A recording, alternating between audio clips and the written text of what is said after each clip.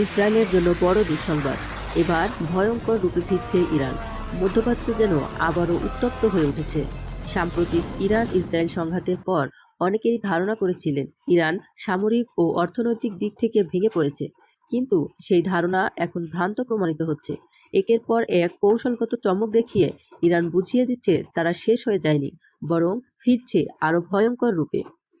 চীনের কাছ থেকে ক্ষেপণাস্ত্র চালান পাওয়ার পর এবার তারা দেখালো আরও বড় চমক। রাশিয়ার সহায়তায় মহাকাশে স্যাটেলাইট উৎক্ষেপণ করল ইরান। শুক্রবার আল জাজিরা জানায়, ইরান রাশিয়ান উৎক্ষেপণযান ব্যবহার করে নাহিদ-2 নামের একটি যোগাযোগ স্যাটেলাইট সফলভাবে মহাকাশে পাঠিয়েছে। ১১০ কেজি ওজনের এই স্যাটেলাইটটি পুরোপুরি ইরানি প্রকৌশলীদের ডিজাইন করা, যা তাদের প্রযুক্তিগত সক্ষমতার একটি যুগান্তকারী উদাহরণ। বিশ্লেষকরা বলছেন, এই সাফল্য শুধু যোগাযোগ ব্যবস্থার উন্নয়ন নয়, এটি ইরানের সামরিক শক্তির দিকেও একটি স্পষ্ট বার্তা। মহাকাশ প্রযুক্তি অর্জন মানেই ব্যালিস্টিক ক্ষেপণাস্ত্রের ক্ষমতা বহুগুণ বাড়ানোর সুযোগ, আর সেটাই ইসরায়েলের জন্য এক ভয়াবহ সংকেত। ইয়েমেনি আমেরিকান নিরাপত্তা বিশ্লেষক ফাতিমা আল আসরা মন্তব্য করেছেন, স্যাটেলাইট উৎক্ষেপণে যে প্রযুক্তি ব্যবহৃত হয় তা সহজেই বিস্ফোরক কিংবা অস্ত্রবাহী উৎক্ষেপণের কাজে ব্যবহার করা যায়। ফলে এই উৎক্ষেপণ একটি পরোক্ষ সামরিক হুমকি হিসেবেই বিবেচিত হচ্ছে। অবশ্য ইরান দাবি করছে এই স্যাটেলাইট সম্পূর্ণ শান্তিপূর্ণ এবং বেসামরিক উদ্দেশ্যে উৎক্ষেপণ করা হয়েছে। তারা বলছে, এটি মানব কল্যাণ ও যোগাযোগের উন্নয়নের উদ্দেশ্যে নেওয়া উদ্যোগ। তবে সময় ও প্রেক্ষাপট বলছে ভিন্ন কথা।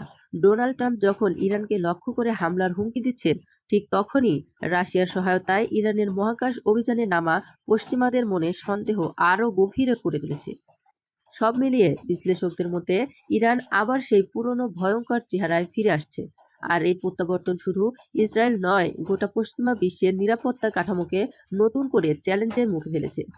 এদিকে বিশ্বের সর্বাধুনিক প্রতিরক্ষা ব্যবস্থাকে ভেদ করেছে ইরানের ক্ষেপণাস্ত্র। ইসরায়েলের বিরুদ্ধে তাদের ক্ষেপণাস্ত্র বিশ্বের সবচেয়ে আধুনিক প্রতিরক্ষা ব্যবস্থা ভেদ করে টার্গেটে পৌঁছেছে বলে দাবি করেছে ইরানের সশস্ত্র বাহিনীর মুখপাত্র ব্রিগেডিয়ার জেনারেল আবুল ফজল শোকরচি।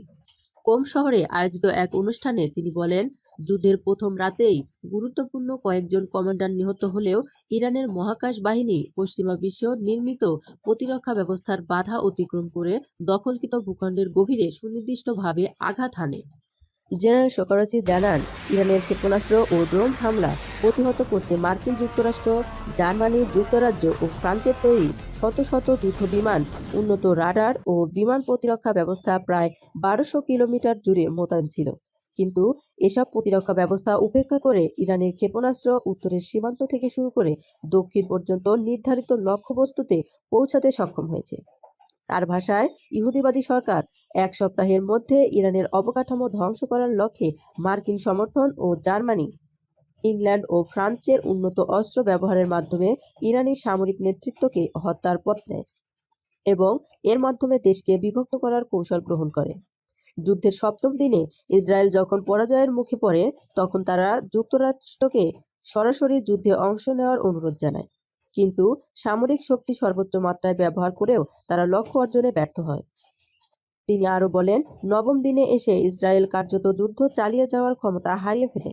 গোয়েন্দা ও সামরিক শক্তি সম্পূর্ণরূপে ব্যবহার করেও তারা ইরানি বাহিনীর প্রতিক্রিয়ার মুখে দাঁড়াতে পারেনি। জেনারেল শোকরচির মন্তব্য, গত ৭০ বছরে কখনো আশ্রয় নিতে বাধ্য না হওয়া ইসরায়েলি সেনারা এবার আশ্রয়কেন্দ্রে পালাতে বাধ্য হয়।